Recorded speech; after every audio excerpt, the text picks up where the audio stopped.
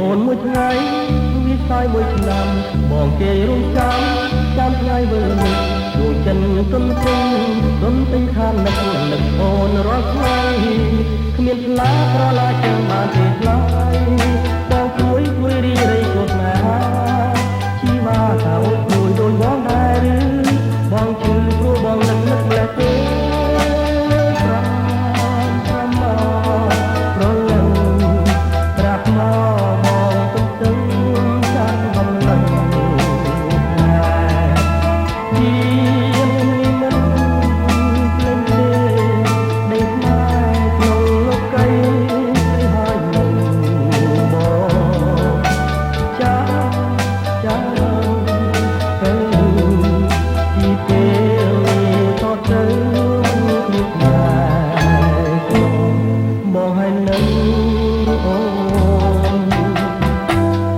អូនមួយថ្ងៃ